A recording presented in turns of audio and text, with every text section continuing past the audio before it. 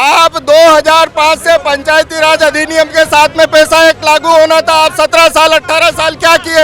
यह आपका धोखा है। उसके लिए आप लोगों ने क्या करा?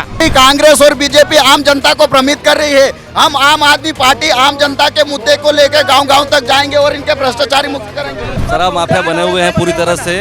झाबुआ जिले को इन्होंने शराब का गढ़ बना दिया है।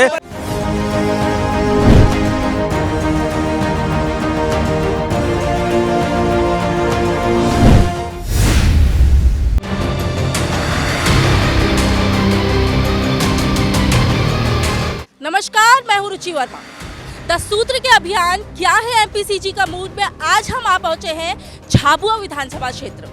झाबुआ रतलाम खंड के अंतर्गत आती है। यहां से कांतिलाल भूरिया कांग्रेस की तरफ से विधायक है, तो वहीं बीजेपी यहां से विपक्ष में है। तो चलिए मिलते हैं यहां की जनता से और पूछते हैं झाबुआ की जनता से कि 2018 में चुनाव के दौरान उनसे जो वादे किए गए थे विकास के, क्या वो पूरे हुए। साथ ही जानेंगे कि अगर आज चुनाव करा दिए जाए तो यहाँ किसका पलड़ा भारी होगा।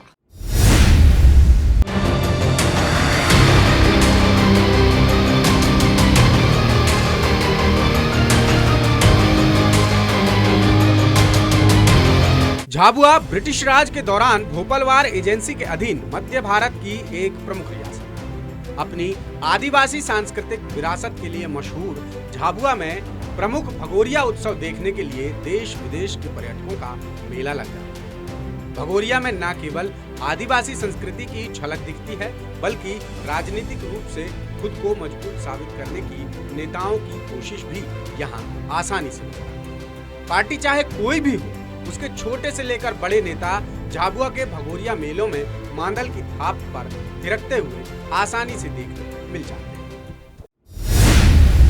सियासी मिजाज की बात करें तो झाबुआ विधानसभा सीट अनुसूचित जनजाति यानी एसटी वर्ग के लिए आरक्षित है। मध्य प्रदेश के बड़े आदिवासी नेताओं में शुमार कांग्रेस के कांतिलाल भूरिया इस सीट से विधायक हैं। परंपरागत रूप से देखा जाए तो झाबुआ सीट पर कांग्रेस का एक तरफा राज है, लेकिन 2003 से यहां से बीजेपी ने अपनी पकड़ मजबूत की और 2003 के बाद 2013 और 18 में जीत का परचम लहराया।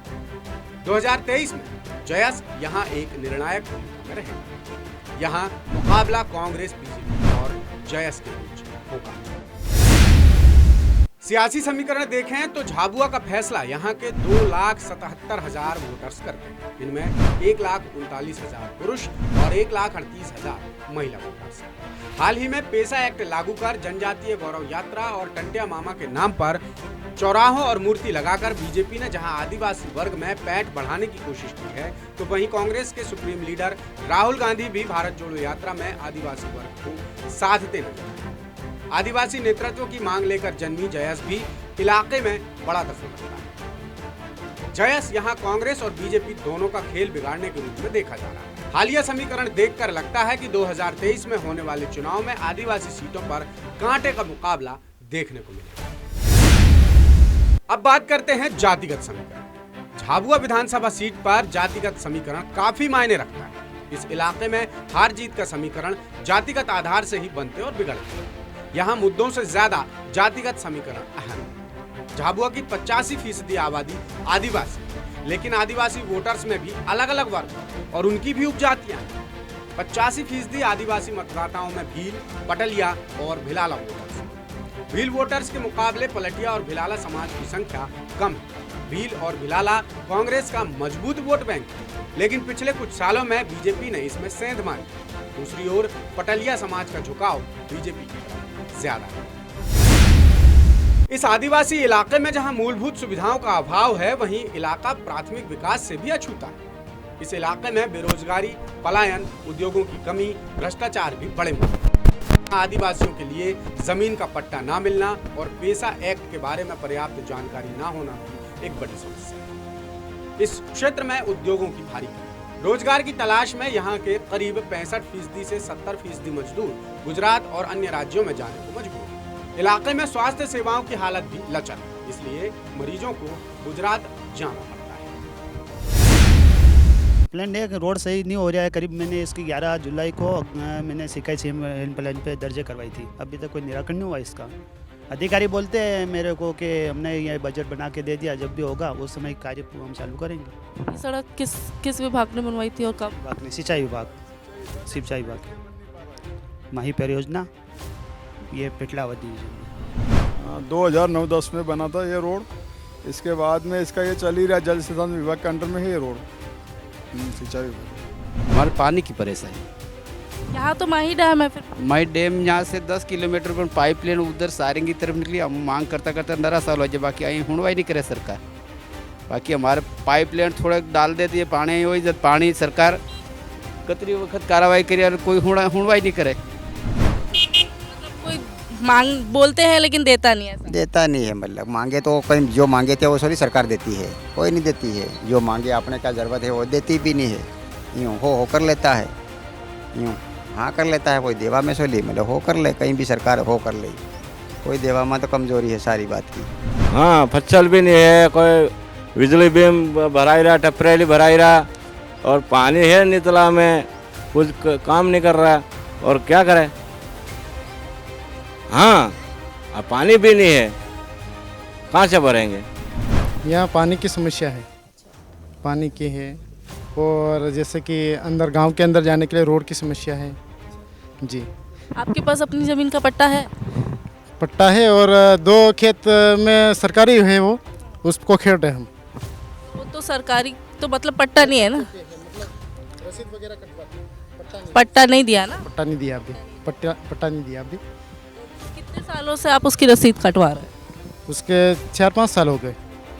तो कभी पट्टे का पूछा नहीं आपने कि पट्टा कब देंगे?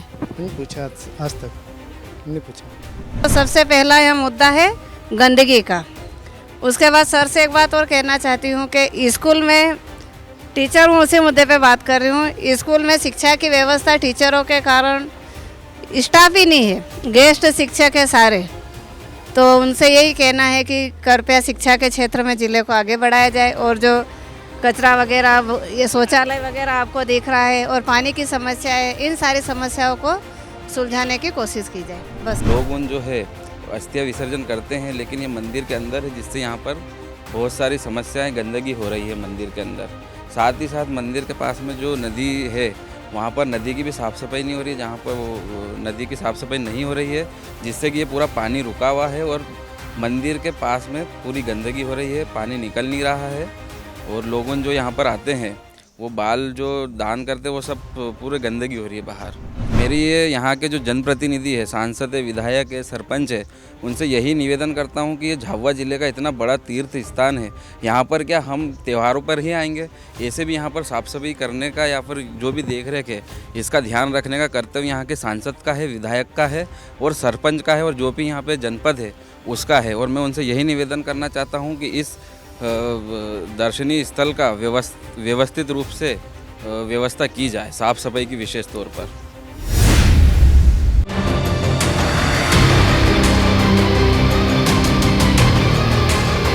जब इन मुद्दों पर हमने कांग्रेस बीजेपी के नेताओं से सवाल जवाब किए, तो दोनों ही दल एक दूसरे पर आरोप लगाते नजर आए। झाबुआ सीट पर है, तो झाबुआ विधानसभा क्षेत्र की चौपाल सज चुकी है। हमारे साथ है भाजपा के कार्यकर्ता और नेता, साथ ही हमारे साथ है कांग्रेस के कुछ नेता और जयस के कार्यकर्ता है, साथ ही आम आदमी पार्टी के कार्यकर्ता भी हमारे साथ जुड़े हुए हैं। आप बताएंगे कि झाबुआ सीट के मेन मुद्दे क्या हैं? झाबुआ में जब से विधायक साहब यहाँ विधानसभा में बने हैं, उस समय से अभी तक विकास के नाम पे किसी प्रकार का कोई काम नहीं हुआ है। ये जो अभी वर्तमान विधायक हैं, पूर्व में ये मंत्री भी रह चुके हैं। उस समय से ये केंद्र में भी मंत्री रहे हैं। इनसे कृषि महाविद्यालय की मांग भी की गई थी उस समय यहाँ स्थानीय लोगों ने, लेकिन अभी तक किसी प्रकार का कोई ना इनके उस समय काल में कुछ हुआ है, और अभी तक पूरी तरह बुरी स्थिति है झाबुआ में। आप खुद देख रहे हैं कि 15-17 साल से सरकार बीजेपी की है। अब हमारे यहाँ के विधायक तो विपक्ष में है, उसके पश्चात भी विधायक निधि से जो भी क्षेत्र की समस्या का समाधान करना है, उसमें हमारे विधायक हमेशा तत्पर रहे हैं। जैसे जल के लिए पानी के टैंकर विधायक निधि से दिए, अपनी विधायक निधि से बिजली की पूर्ति के लिए ट्रांसफार्मर उन्होंने विधायक निधि से दिए हैं। पंचायत क्षेत्र में सीसी रोड का निर्माण उन्होंने विधायक निधि से दिए हैं। पर 17 साल से भाजपा सरकार काबिज है, उन्होंने क्षेत्र के लिए कोई ऐसे विकास कार्य नहीं किए जिसे बीजेपी की कुछ उपलब्धि की जाए। राज्य सरकार से पर्याप्त मात्रा में हर प्रकार के संभव प्रयास किए जा रहे हैं और पूरी मदद दी जा रही है, लेकिन चूंकि वो यहाँ के विधायक जो हैं वो चाहते नहीं है कि यहाँ का विकास हो, इसलिए इस प्रकार के आरोप लगा रहे हैं। यहाँ पे 18 से 20 साल से केंद्र और राज्य में भाजपा सरकार का शासनकाल है और यहाँ पे विकास उनको करना चाहिए। एक दूसरे पे आरोप लगाने से कुछ नहीं होना। देखो यहाँ तक आज विकास के नाम पे ग्रामीण क्षेत्रों में पानी की बहुत समस्या हो रही, वहाँ पे देखा जाए बहुत सारी समस्या प्राइवेट हो, वो प्राइवेट आज यहाँ पलायन नहीं रुक रहा। सबसे मेन मुद्दा पलायन का। देखो यहाँ पे रोज़गार मिलना चाहिए। मैं मामा शिवराज मामा कहते हैं कि यार मतलब भांजा तो मैं कहना चाहता हूँ कि सबसे पहले मामा को ये कहना चाहता हूँ आपके चैनल के माध्यम से कि पलायन सबसे बड़े बेरोजगार है, पलायन सबसे भ्रष्टाचारी 2-3 मुद्दे ऐसे सबसे इन पे ध्यान दिया जाए। पलायन आज यहाँ लाखों की संख्या में पलायन अन्य राज्यों में जाते हैं, तो उनको रोका जाए। उनको कि यहाँ लोकल स्तर पे उनको पलायन के लिए कुछ यहाँ रोजगार दिया जाए ताकि लोग बाहर, आदिवासी ग्रामीण के लोग बाहर रोजगार के लिए नहीं जाए। करेगी तो सरकार अगर यहाँ पर फैक्ट्रियाँ लगे और कुछ बेरोजगारी को धत्ता बताते हुए कुछ रोजगार के लिए फैक्ट्रियाँ लगे, तो ये सरकार का काम है। विधायक जी इसमें क्या कर सकते हैं? पलायन की बात सुन लीजिए आप। पलायन से हमारे आदिवासियों का विकास हुआ है और डेवलपमेंट हुआ है, जागरूकता आई है और साक्षर भी हुए हैं। और पलायन का मानना मेरा ये है, यहाँ के जो कर्मचारी है वो भी पलायन पे हैं, जो कलेक्टर है वो भी पलायन पे हैं, यूपी से लोग अधिकारी आईएएस आते हैं वो भी पलायन पे हैं।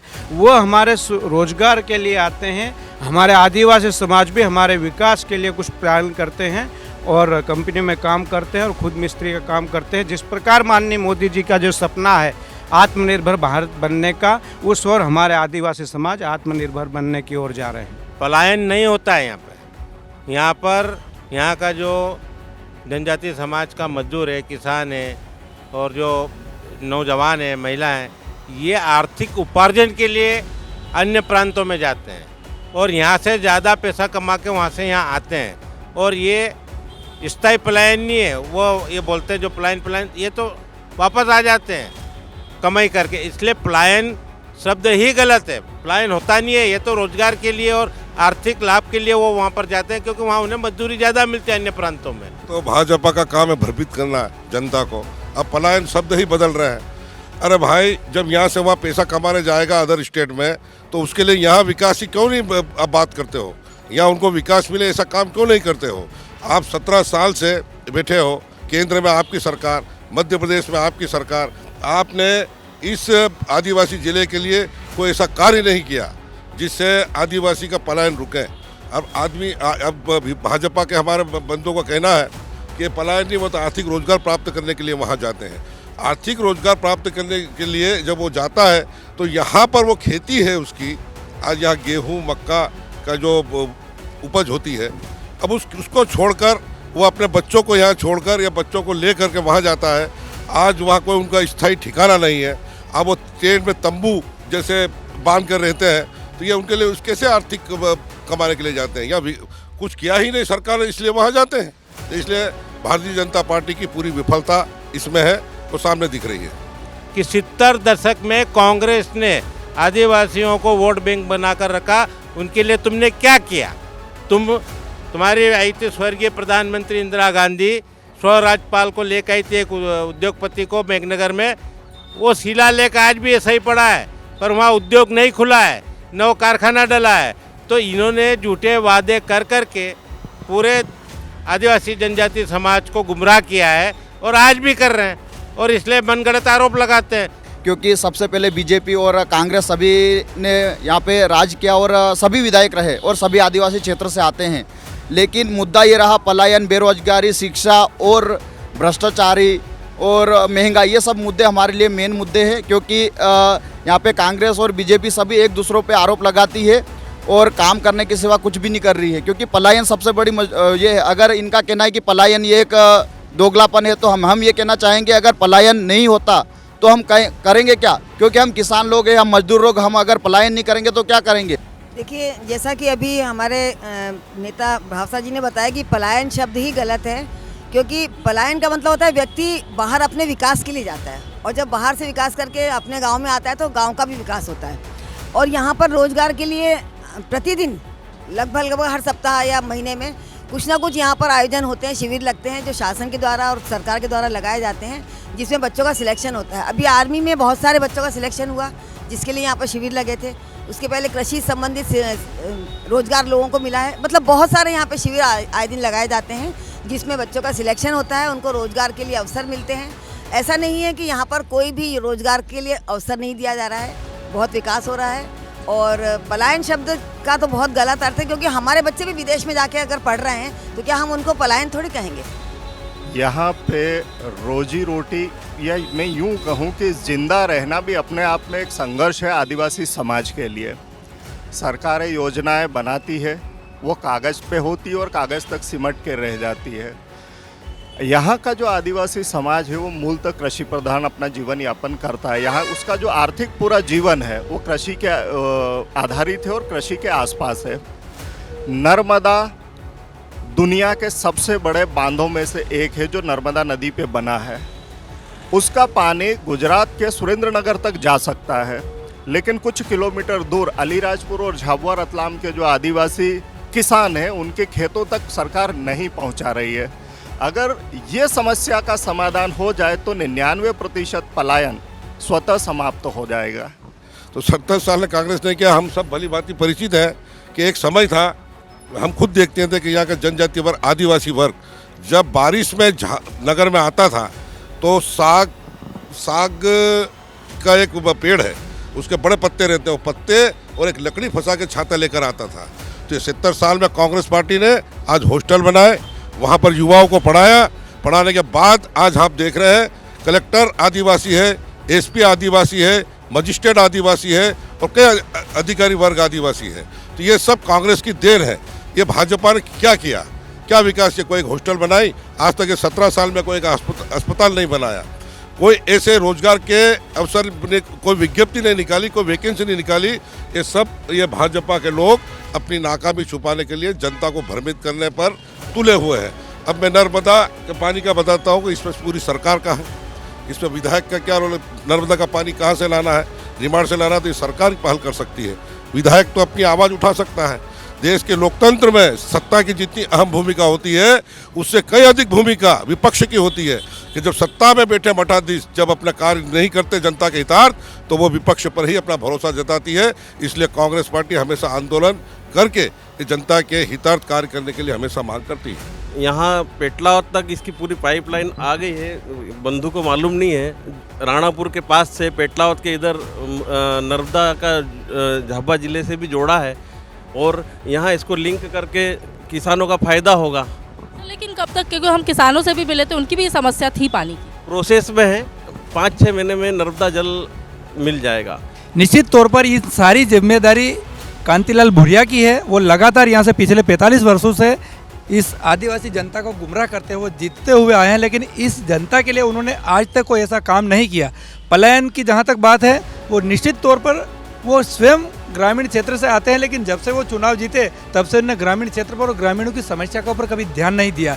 यही वजह है, क्योंकि अगर वो इस चीज़ को समझते, अगर इस चीज़ को वो मध्य प्रदेश सरकार में कैबिनेट मंत्री रहे, वो केंद्र सरकार में 2 बार, एक बार जनजातीय मामलों के कैबिनेट मंत्री, एक बार कृषि मंत्री के कैबिनेट कृषि मंत्री रहे, परंतु उन्होंने इस झाबुआ जिले के इन झाबुआ के आदिवासियों के बारे में जो पलायन करते हैं, उनकी गरीबी के बारे में, उनको किस प्रकार से खेती पर आत्मनिर्भर बनना चाहिए, वो एक स्थानीय प्रतिनिधित्व के तौर पर उनको आगे पहुंचाना था। उन्होंने कभी भी इस ओर ध्यान नहीं दिया। इनकी सारी जवाबदारी कांतिलाल भूरिया की है।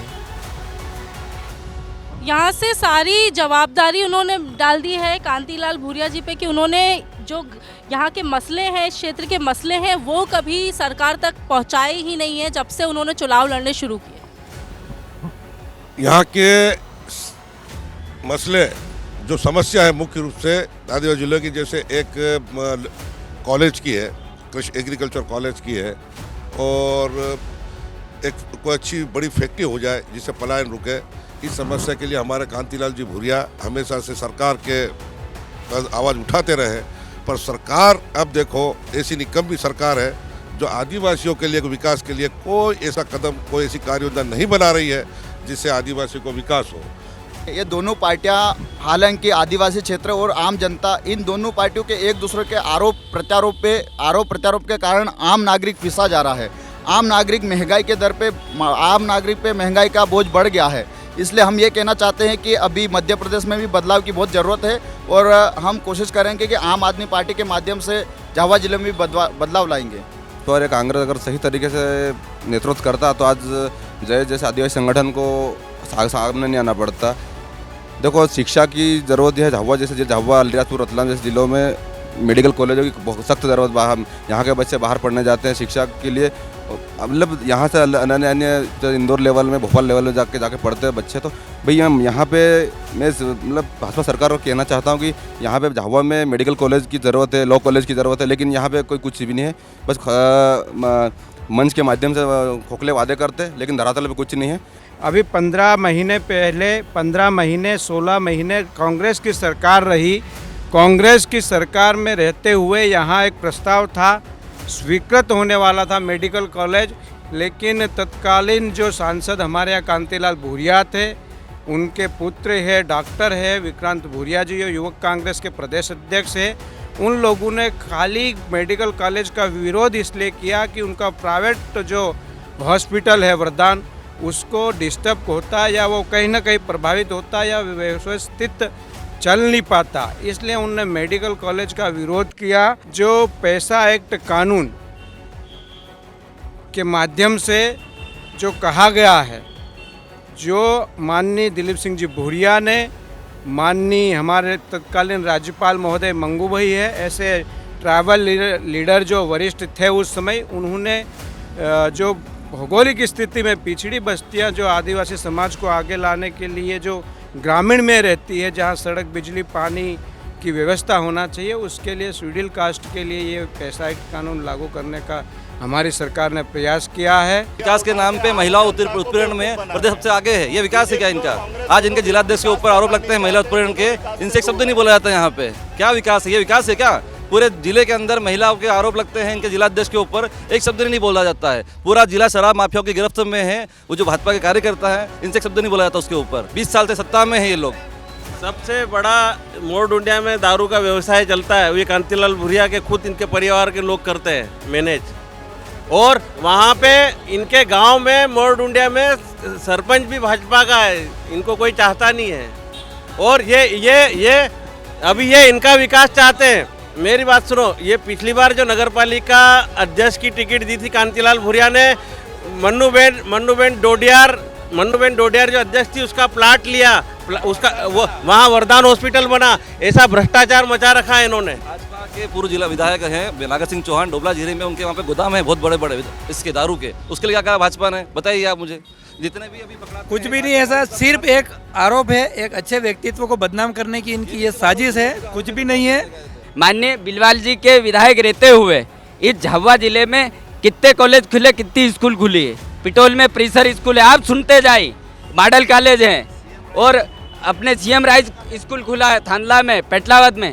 भाजपा के राज में जितने कॉलेज और स्कूल खुले हैं ना, आप खुद भी कहाँ पढ़ के आए। माननीय विधायक जी जो अभी यहाँ पढ़े हैं ना कॉलेज में, जिस कॉलेज की बात करो ना, चंद्रशेखर आजाद कॉलेज को क्या काम दिया आप बताइए हमको। 15 साल की सरकार और नरेंद्र मोदी जी की सरकार में जो ऐतिहासिक कार्यक्रम विकास के हुए हैं, इनसे पूछिए कांग्रेस के समय ये विकास कैसा करते थे। कच्ची रोड, पगडंडी रोड को कच्ची मिट्टी डाल के बनाते थे, बरसात में गायब हो जाती थी।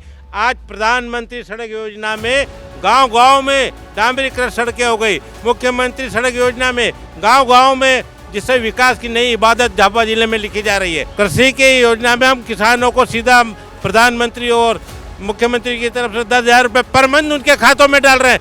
इनमें तो राजीव गांधी जी बोले, पूर्व प्रधानमंत्री, कि मैं 1 रुपया दिल्ली से झाबुआ जिले में बेचता था और यहाँ 15 पैसे आते थे। मतलब बाकी का पैसा कहाँ जाता था, इन कांग्रेस से पूछो। तो पता है उसका गाइडलाइन क्या है उसका?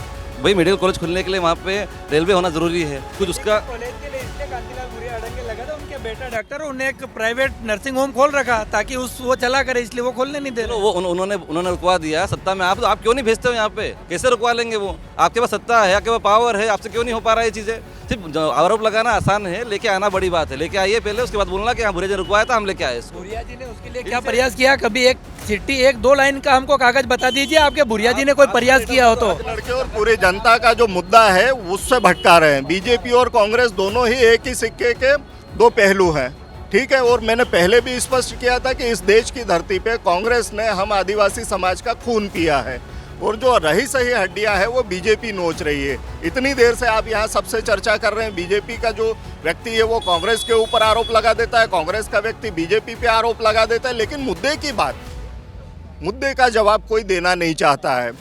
यहाँ पे समस्या रोटी कपड़ा और मकान की है। यहाँ संघर्ष जिंदे रहने का है, विकास का नहीं रहा। विकास का होता तो ये पलायन नहीं होता। विकास का अगर होता तो स्कूलें जो है वो शिक्षक विहीन नहीं होती। विकास की अगर बात होती तो यहाँ मेडिकल कॉलेज और ये सब तो एक सेकेंडरी सब्जेक्ट हो गया। पहले हमारे जिंदा रहने का जो संघर्ष है वही अभी तक खत्म नहीं हो पा रहा है। पलायन नहीं होना चाहिए, ये हम पे आरोप लगा रहे हैं कि यहाँ पे ग्रामीण में सब सुविधा है। आप भी और सभी में साथियों को कहना चाहूँगा, ग्रामीण में जाके आप देखिए, वहाँ पे 2 वक्त का भोजन खाने के लिए बेचारों को तड़पना पड़ता है, 2 वक्त की रोटी के लिए बहुत मेहनत करनी पड़ती है। यहाँ पे सूट बूट की सरकार है, इनको पता नहीं चल रहा। इनकी सरकार में शिवराज मामा ने जो मतलब अनाज जो कंट्रोलों पे अनाज मिलता है वो भी क्या बराबर मतलब देते नहीं ना, सर्वर डाउन कर करके लोगों को बेवकूफ़ बना देते ना। वो इनके सेल्समैन, हाँ भ्रष्टाचार सेल्समैन बराबर है, ट्रक के ट्रक माल बेच देते हैं। भ्रष्टाचार की सरकार चला रहे हैं कांग्रेस और बीजेपी दोनों। आप बीजेपी, इनसे ये पूछिए, पहले तो कटारा को जवाब दे दूं मैं। आप कह रहे हो ना गांव में जीने के लिए कुछ नहीं है, प्रधानमंत्री आवास 1.5 लाख रुपए, आपके गांव में जाके पूछना कितने लोगों को घर मिले। लाइट क्या स्थिति है?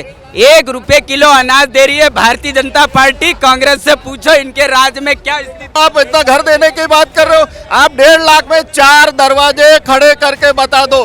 झूठ मत बोलो, झूठ मत। तो आवास 1.5 लाख में से 1.5 लाख का जो मकान है उसमें 1,20,000 मिले, पूरे 1.5 लाख नहीं मिल रहे हैं। पहले इंदिरा आवास पे तो 30,000 रुपए देते थे मकान बनाने लगे। 30,000, हाँ फिर 30,000 में क्या, अब इसको बढ़ा के 1.5 लाख किया। तो क्या इनको अच्छा नहीं लग रहा मेरे कांग्रेसी मित्रों को? आदिवासियों को व्यवस्था क्यों नहीं पड़ेगा? वहाँ 70 रुपए का जो तेल था 140 रुपए का हो गया। वो तो पहले कम तेल खाते थे, उसके बाद में तो उन्होंने तेल भी छीन लिया इन लोगों ने। हमारा आदिवासी जिस प्रकार ये कह रहे हैं ना तेल कम खाते हैं, हमारा आदिवासी हर बात में सक्षम है। वो तेल के लायक वो सोयाबीन उगा लेता है, दाल के लायक वो तुअर पका लेता है, चने पका लेता है, मक्का पका लेता है, गेहूं पका लेता है। पलायन का मैं बता क्यों है? पलायन क्यों है? अगर महंगाई नहीं है तो फिर पलायन। कोई टीनेजर है ना 25-30 किलोमीटर पैदल चल के और कलेक्टर से मिलने आता है। इनका स्कूल प्रशासन कहाँ था? इनका पूरा एडमिनिस्ट्रेशन कहाँ था? इनकी सरकारी योजनाएं कहाँ थी? ये सिर्फ वादे इनके पोस्टर तक सीमित है, फाइलों से निकलते हैं, पोस्टर में छपते हैं और खत्म हो जाते हैं।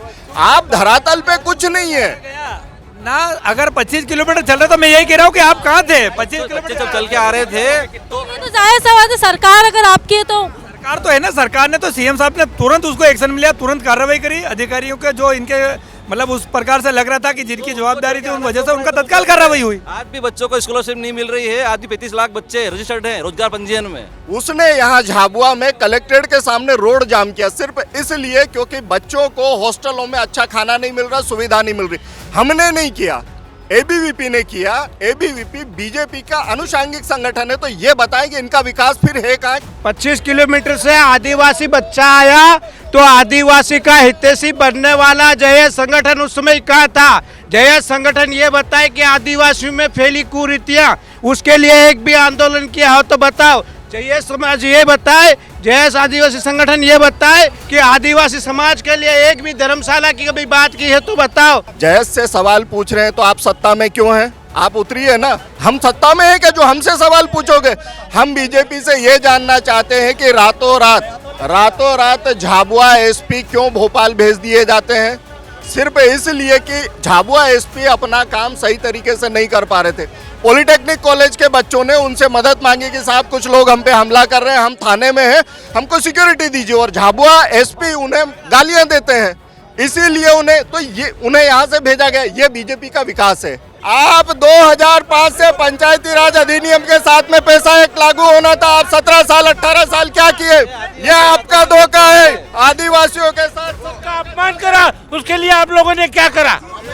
देश के इतिहास में पहली बार भारतीय जनता पार्टी के प्रयासों से राष्ट्रपति द्रौपदी ये पूछा मैडम भ्रमित कर रही कांग्रेस और बीजेपी आम जनता को भ्रमित कर रही है। हम आम आदमी पार्टी आम जनता के मुद्दे को लेकर गांव-गांव तक जाएंगे और इनके भ्रष्टाचारी मुक्त करेंगे। कोई आदिवासी पर प्रकरण नहीं बना। आप ऐसा बताएं कौन से आदिवासी? लोग शराब माफिया बने हुए हैं पूरी तरह से। झाबुआ जिले को इन्होंने शराब का गढ़ बना दिया है। भाजपा के शासन में सबसे ज्यादा युवा इस शराब की लत में लगे हुए हैं आज की डेट में झाबुआ जिले के अंदर। सरकार ने जो कन्यादान योजना लागू की है उसमें जो विवाह हो रहे हैं वो आदिवासी समाज की मूल पद्धति के हिसाब से नहीं हो रहे हैं, वो सनातन पद्धति के हिसाब से हो रहा है, हिंदू धर्म के हिसाब से हो रहा है। तो बीजेपी सरकारी खजाने का उपयोग सामूहिक धर्मांतरण करने में आदिवासी समाज का उपयोग कर रही है। ये बोलना चाह रही हूँ कि ये जो भाजपा की सब लोग विपक्ष में बात कर रहे हैं ये सब गलत है। असल में सबकी स्वार्थ की राजनीति हुई है। सबने अपने अपने स्वार्थ के कारण अलग अलग दल बना लिए हैं, जबकि सबने भाजपा की हर योजना का लाभ लिया है। तो ये थी हमारी झाबुआ विधानसभा सीट की चौपाल, जहां हमने कई विकास के मुद्दों पे बात की, महंगाई पे बात की, पानी पे बात की, आदिवासियों के हक पे बात की, साथ ही बात की यहाँ के राजनीतिक परिदृश्य के बारे में। हमने देखा कि यहाँ थोड़ा सा मिला जुला माहौल है, लेकिन आम समस्याएं तो वही हैं। लेकिन हाँ, आज भी आदिवासियों में डेवलपमेंट की बहुत ज़रूरत है, उनमें अवेयरनेस की बहुत ज़रूरत है, फिर चाहे सरकार भाजपा की हो या कांग्रेस। इसके अलावा दसूत्र ने इलाके के प्रबुद्धजनों, वरिष्ठ पत्रकारों और आम जनता से बात की तो कुछ और सवाल निकल कर सामने। पहला सवाल, इलाके में कोई उद्योग क्यों नहीं है? दूसरा सवाल, स्वास्थ्य सेवाओं की हालत इतनी खराब क्यों? तीसरा सवाल, इलाके में शिक्षा का स्तर इतना खराब क्यों? चौथा सवाल, विधायक निधि से इलाके में कितने विकास कार्य कराए गए? और पांचवा सवाल, रोजगार के लिए पलायन सबसे बड़ी समस्या है, इसके लिए क्या कदम? जनता के इन सवालों के जवाब विधायक के पास नहीं थे। जब उनसे ये सवाल पूछे गए तो विधायक भागते हुए नजर आए। तो झाबुआ विधानसभा क्षेत्र में हमने देखा कि अगर राजनीतिक परिदृश्य की बात की जाए तो जो मेन मुकाबला है वो कांग्रेस और बीजेपी के बीच में है।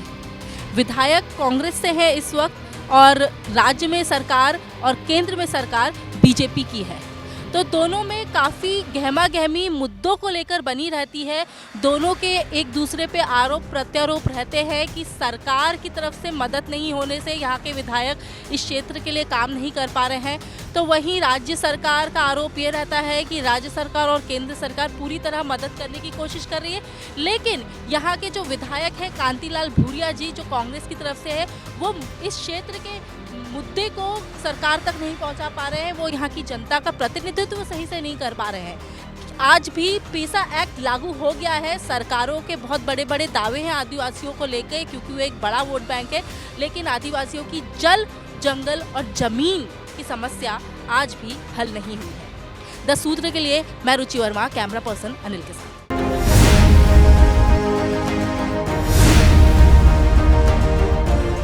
द सूत्र की खबरों को देखने के लिए प्ले स्टोर और एप्पल स्टोर से डाउनलोड करें हमारा ऐप द सूत्र।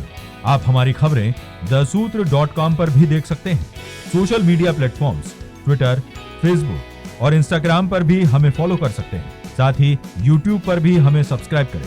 यदि आपकी नहीं हो रही कोई सुनवाई और आपके पास है कोई खबर, तो हमारे व्हाट्सएप नंबर 70000024141 पर भेजिए और बनिए हमारे सूत्र।